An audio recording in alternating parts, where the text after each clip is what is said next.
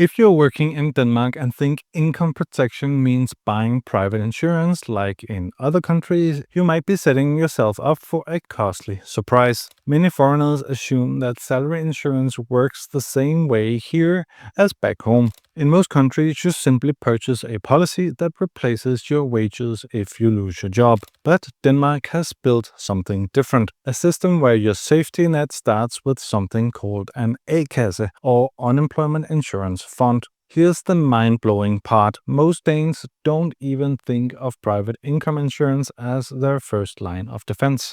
The A-kasse itself is the foundation, and private insurance only supplements it. However, if you skip this step and go straight for private coverage, you could find yourself with no protection at all when it's most needed. But in this video, I'll show you exactly how Denmark's income protection system actually works, and I'll do it based on my own experience and my own salary protection insurance. And I'll show you as well the logic order you need to follow to build real financial security in Denmark. I'll also show you what I pay and how I get compensated through A-kasse and Tryg in my private salary insurance. I'm Stephen Nikander Højlund, a Danish social science PhD reporting for the Danish Stream Media Group. You can read the Danish news in English for free on the danishstream.com website. You can also buy us cups of coffee by using the link in the description or up here. Thanks in advance. Let's start with the core Denmark safety net, the A-kasse. An A-kasse is an unemployment insurance fund, and joining one is your first step towards income protection in Denmark. Unlike many countries where unemployment benefits are automatically provided by the government, in Denmark you need to be a member of an A-kasse to qualify. No membership of an A-kasse, no coverage, period. These organizations should not be confused with trade unions, and they do much more than just pay benefits. They provide job search support, career coaching, CV assistance, and even coordinate with local job centers to help you find work. For foreigners, the good news is that you can join an A-kasse if you're legally residing and working in Denmark, and many funds offer services in English. Popular options for expats include KRIFA, which has been voted best multiple years for its focus on mental well-being, coaching, and work-life balance, but also A-kasse, which offers salary insurance add-ons. I use A-kasse myself, and I link to it here and in the description below, as well as a link to KRIFA. I can recommend both of them. Monthly fees typically range from 450 to 550 Danish kroner. That's about 65 to 75 euros per month. And here's a bonus. These fees are fully tax deductible, which reduces your net cost significantly. On top of this, the AM income tax you also pay goes to subsidizing the A-kasser and dagpenge, so you are in essence already paying through the tax system. So what do you actually get from an A-kasse? Well, in essence, to qualify for unemployment benefits, known as dagpenge in Danish, you need at least 12 months of continuous membership. You also need to have earned a minimum income of 263,000 Danish kroner before taxes over the prior 3 years. And that income must come from non-subsidized work. If you meet these requirements, the A-kasse will pay you unemployment benefits. The maximum monthly payout is capped at around 19 to 21 Danish kroner. That's 25 rates. Sometimes you can get a little bit more than that, and that is also the case in my case. Dagpenge can last for up to 2 years or just 1 year if you are a newly graduate. There is also a potential 3-week waiting period if you voluntarily resign from your work. Now, here's the thing. This cap of around 3,000 euros might sound really high, but if you are earning significantly more than that, you are going to feel the gap. So what can you do about that? This is where the private salary insurance comes into play.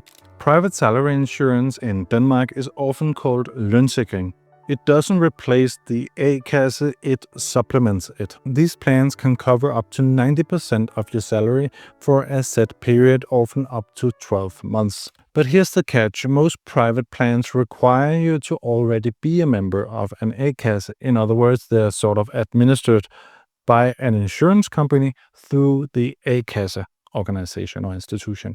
You also typically need to work at least 25 hours per week, hold a Danish CPR number, have a permanent residency, and be between 18 and 61 years old in order to qualify. If you're self-employed, you may qualify, but not if you're in the process of ceasing operations. Examples of private plans include A-kasser salary insurance, which is the one I'm using, but there are also other options. I link to A-kasser and the other options in the description below. These plans cost more than the A-kasser and some premiums may not be tax deductible. However, generally they are tax deductible. You will also face waiting periods for 1 to 3 months, and some insurers may require a health check.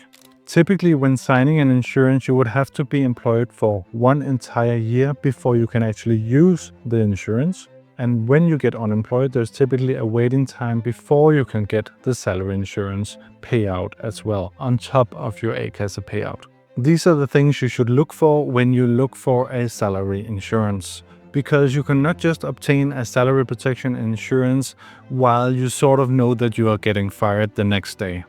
And that's why they have the waiting period of around 1 year, where you need to sign for the insurance, wait at least 1 year, and then you will get it. Next, when you get fired, there's typically this waiting time. That could be a half a year, that could be 3 months. That's depending on the insurance company. So look carefully for those two, and look carefully for the price, but also pay attention, of course, to the payout amount. Those are the 4 things you need to look for. For clarity, let's break down the differences between A-kasser and dagpenge and private salary insurance. The A-kasser gives you a maximum payout of around 19 to 21,000 kroner per month, while private insurance can cover up to 90% of your actual salary. A-kasser benefits can last up to 2 years. Private plans typically cap at around 12 months. In my case, I chose it to be just half a year. 12 months is much more expensive than just a coverage of half a year. A-kasser membership costs around 480 kroner to 550 kroner monthly and is tax deductible. Private insurance varies in cost and may not be deductible. The A-kasser has a 12-month membership requirement plus work history. Private plans usually have the same. Crucially, the A-kasser offers job coaching, CV help, and career support. Private insurance generally does not. There can be some add-ons and support for finding employment, but you can also sometimes get psychological support, which can be very beneficial in a time when you got laid off a little bit unexpected. So, which one of these two should you choose? The answer is, surely I think you should have A-kasser, which I also explain why in this video, but for some like myself, it can make sense also to have a private salary insurance. I signed a private salary insurance with A-kasser when I felt like the situation was about to turn in Novo Nordisk. As a manager, I had access to some information that could point in the direction that a layoff situation might arise in the coming years. So it was kind of vague, but I knew something was probably brewing. So I thought I'd better be on the safe side and make sure that my income stayed more or less the same should I be laid off, while at the same time I had to respect the 1 year delay before I could actually get the salary insurance. So I thought, okay, better be safe than sorry. I just sign up for it, even though it's gonna cost me some extra money. Money that we're gonna look at a little bit later in this video. And since I'm now laid off, I'm now super happy with that decision, obviously. And to make it a little bit more practical, let's have a look at my salary insurance. My A-kasser is A-kasser, and I chose them because they also have a salary protection insurance, because not all A-kasser does have that. I was laid off from Novo Nordisk the 1st of October 25. Novo Nordisk then pays me salary until the end of March 26, when I will have my final day. From 1st of April, I will then get dagpenge through my A-Kasse around 25,000 before tax, because I haven't used this system for many years, and that's why I'm eligible for a little bit extra. On top of that, I will get 45,000 kroner in private salary insurance for half a year. So my total income before tax as an unemployed in Denmark will then be around 70,000 kroner per month. But what did that cost me? For 1 year, I've paid 1,781 Danish kroner per month, which is deductible. Of course, I didn't know if I was going to lose my job, but now I'm of course very happy that I chose to insure myself. Even if I have salary protection, it might not be the right thing for you. In my view, however, most foreigners working in Denmark can benefit from at least having A-kasse and possibly also salary protection, depending on your sector and situation. Let's start looking at A-kasse. It's affordable, it's tax deductible, and gives you regulated state-backed protection with support services. Then, if you are a high earner and or your life situation demands a certain income level, then add a private salary insurance on top of your A-kasse. This combination gives you the strongest financial safety net, covering up to 90% of your salary in total. If you're self-employed or work as a freelancer, private insurance becomes even more important. If you're just starting out or earning below the A-kasse cap, the A-kasse alone might just be enough for you. A different situation is that you work in an area where you are certain about your job situation due to high demand for your particular skills. Then it's also less important that you think in terms of A-kasse and salary insurance. Salary insurance is expensive, and therefore you should think carefully about it if it's something you need. Or you can say it differently, it's maybe not that expensive, but the clauses given that you have to wait for 1 year before you can actually use it, and then another time after you're laid off, that gives you a little bit of uncertainty whether what you're paying for you will actually get in return if you get fired. Always the problems with insurances, right? So what's the key takeaway here? Don't assume that income protection works like it does in your home country. In Denmark, the A-kasse is the foundation.